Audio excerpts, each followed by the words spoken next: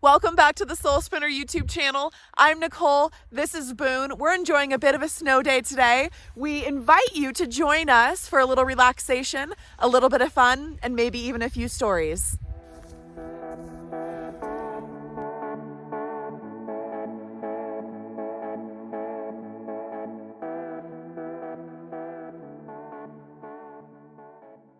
Before we get started today, I'd like to show you a really simple way to get inside of a high resting hammock. Now there's a few reasons you would have your hammock high, one being two trees are just too far apart and your hammock is really taut.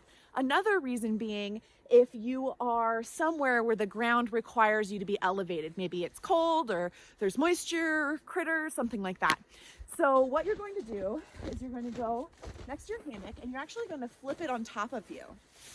You're going to rest your elbows in there, and it's always good to check to make sure it can hold your weight. I want my shoes off in the hammock, so I'm going to start that process now. Now all you gotta do is take one leg, kick it back on the inside of the hammock, and then just roll into it. Now you're in your hammock, nice and easy, and you're good to go.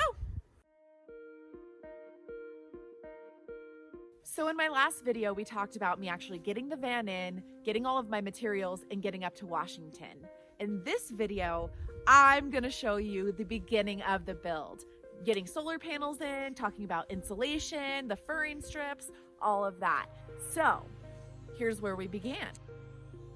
I was given solar, and quite the gift that was. I can't even thank you enough, Andrew, Selena. You guys are amazing. They're pretty much the coolest people you've ever met. If you have ever seen like a Bigfoot matched with like a woodland princess goddess, that's basically what we're working with here. They were my neighbors up near my property, and they had some solar panels mounted to a shipping container, and they let me come over and pirate them. So thank you again, guys. That was amazing. So once I got the solar panels up to Washington, it was time for my uncle and I to configure the mounting schematics and all of the different things that we needed for these panels. Not only that, it was time to put holes in the roof of my van. What was that? That was cringe. Cringe factor. Why was there cringe? Well, because I'm drilling through the roof of a $23,000 Sprinter van. Now I definitely made my uncle do the dirty work here. I trust myself to do a good job, but it's always nice to have a man to point the finger at when things go wrong. I'm just kidding. No, I totally appreciated him doing that. He's super well versed in all of that because he has outfitted his Land Cruiser, which I showed in my first video. He does a lot of the overlanding trips and is very active in that community, so is constantly doing powder coating and other installations for not only him but other people in his four-wheel clubs. So I definitely was excited to get his help on this. After we mounted the brackets and the frame for it, it was time to get the solar panels actually up on the roof, which was pretty interesting with two people, but we made it work. And then once we got them up there, we had the most beautiful sunset ever, and I must say it felt like a really good beginning to the van getting started. Now again, I used YouTube as a big reference for where to put the panels in front and back of the van, you know, accounting for other things like my Max Air fan and my WeBoost, things like that. So it was definitely pretty heavily relied on other people's experiences and what I had seen out there. Now, after my solar was mounted, all said and done, my van is 9.5 feet tall. Now, I really urge you to actually measure your van. I have the four-wheel drive model, so mine's a little bit different, but I found it very difficult to find the information online. A lot of conflicting answers when you search your year, make, and model. I think there's just so many different versions of these vans that it's difficult to get those blanketed answers out there. It's really important to know the height and weight of your van, to go under and over bridges, especially out in the wilderness. There are some small bridges, maybe some old ones that have some very low weight capacity. It's always really smart to know those answers. After the solar panels were mounted, it was time to install the furring strips. Now, the furring strips were pretty easy. I mean, it was just watching some YouTube videos and understanding the concept. As I mentioned in my first video, my uncle, my dad, my grandpa, all cabinet builders. So it was a really easy cut and installation to get those put in. That took very little time overall. And once those furring strips were in place, it was time to look at the insulation. Now, again, I leaned on YouTube for a lot of information in regards to the insulation. I've insulated a lot of structures, but I have not done so in a moving structure. So I heavily relied on different reviews, what not to do, different things like that to insulate the van. And here's what I chose to go with. I combined 3 different types of insulation in my van build. I started with the spray foam. Every nook, cranny, crevice, crack seam, all got sprayed with the spray foam insulation. From there, I went and combined the foam board and the wool. I chose to combine all 3 of these because they each held different purposes, and together I felt it was the most effective way to really insulate the van properly.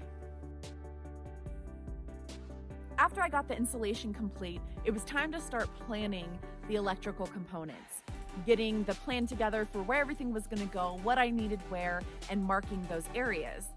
And in doing so, I started getting a feel for how the floor plan of the van was actually going to come to life.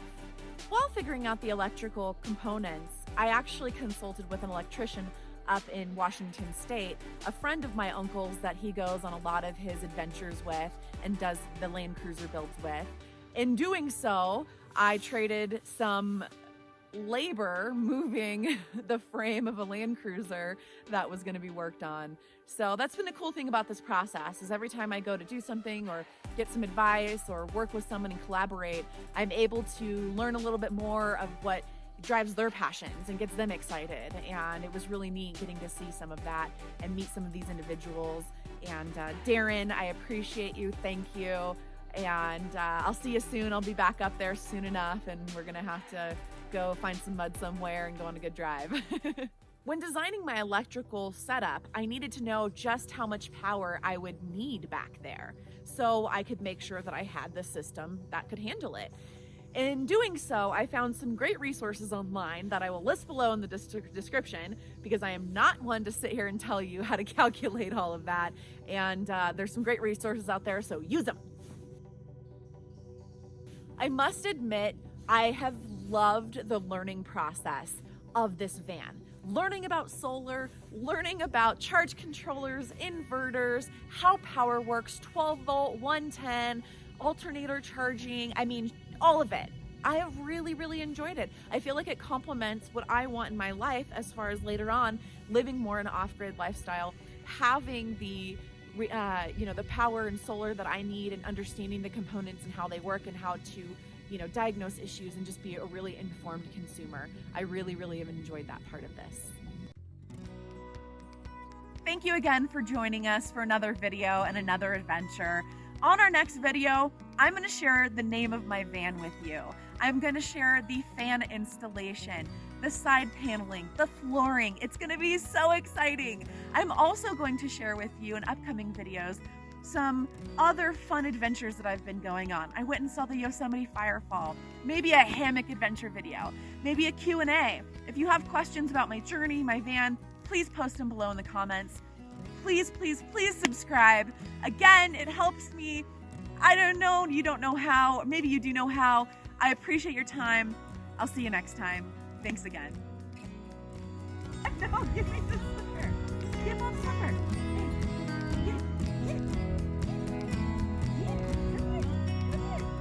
Get the slipper. Get it. Get it.